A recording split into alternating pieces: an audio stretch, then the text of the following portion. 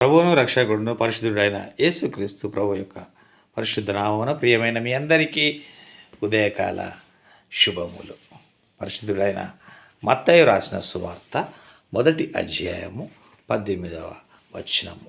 యేసుక్రీస్తు జనన విధం ఎట్లనగా, ఆయన తల్లి అయిన మరియ యోసేపునకు ప్రదానము చేయబడిన తరువాత వారేకపు కాకమునుపు ఆమె పరిశుద్ధాత్మ వలన గర్భవతిగా ఉండేను. యేసుక్రీస్తు ప్రభుల వారి యొక్క తల్లి మరియమ్మ గారు ప్రదానము చేయబడిన తర్వాత యోసేపుతో, నీతిమంతుడైన యోసేపుతో ప్రదానము చేయబడిన తర్వాత వారు ఏకము కాకమును, వారు ఒకటిగా కాకము, శారీరకంగా వారు ఏకము కాకమునుపు ఆమె పరిశుద్ధాత్మ వలన గర్భవతిగా ఉండెను. పరిశుద్ధాత్మ వలన ప్రపంచంలో ఏ ఒక్కరు కూడా పరిశుద్ధాత్మ వలన గర్భము ధరించలేదు. ఒక కన్య పరిశుద్ధాత్మ వలన గర్భము ధరించింది అంటే కేవలం అది మరియమ్మ గారు ఒక్కరు మాత్రమే. ఆమె భర్త అయిన యోసేపు నీతిమంతుడై ఉండి ఆమెను అవమానపరచనులాగా.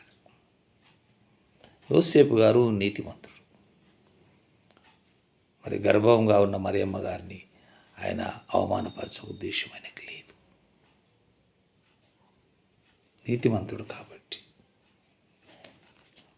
ఆమెను రహస్యంగా ఆమెను విడనాడింది. రహస్యంగా విడనాడాలి. ఆమెను అవమానపరచొద్దు, ఆమెను బ్లేమ్ చేయకూడదు. ఒక మంచి ఉద్దేశం కలిగిన వ్యక్తిగా నీతిమంతుడైన యోసేపు గారు మనకు కనబడుతున్నారు. అందుకే ఆయన రహస్యంగా ఆమెను విడనాడాలనే ఉద్దేశాన్ని కలిగి ఉన్నాడు.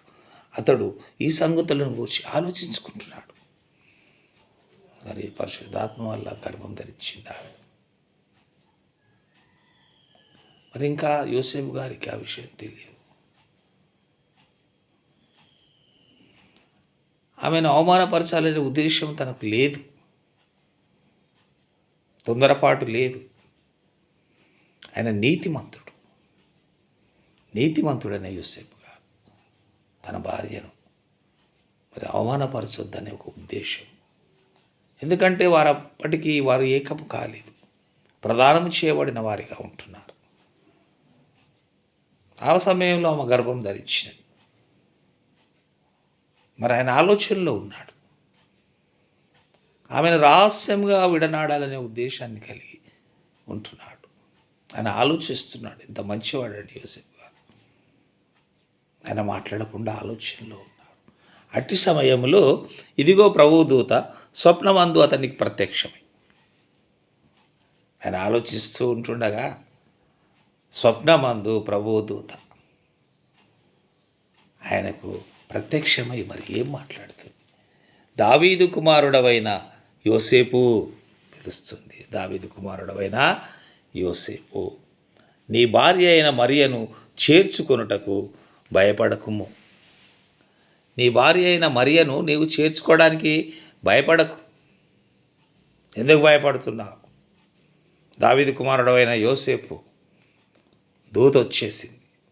దూత స్వప్నమందు తనకు ప్రత్యక్షమై దావీదు కుమారుడవైన యోసేపు అని పిలుస్తూ, నీ భార్య అయిన మరియను చేర్చుకుంటకు భయపడకు. ఎందుకు భయపడుతున్నావు? చేర్చుకో ఆమెను, నువ్వు భయపడకు.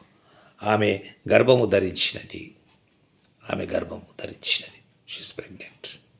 ఆమె పరిశుద్ధాత్మ వలన కలిగినది. ఆమె గర్భము ధరించినది.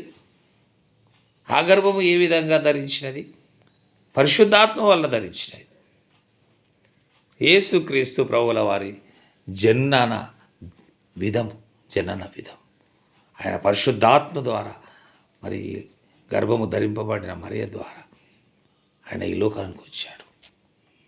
మానవుల పాపముల నుండి వారిని రక్షించుటకు యేసుక్రీస్తు ప్రభువుల వారు ఈ లోకంలో ఉద్భవించాడు. ఇది నమ్మదగినది, వాస్తవం. పరిశుద్ధాత్మ ద్వారా ఒక కన్యక గర్భము ధరింపబడి ఆయన జన్మించాడు. ఆయననే యేసుక్రీస్తు ప్రభువుల వారు. యేసు అన్న మాటకు రక్షకుడు అని అర్థం.